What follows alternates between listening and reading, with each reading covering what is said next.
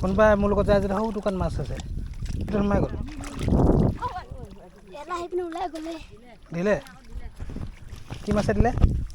তো মাছ ইমান উজু নহয় ধৰাটো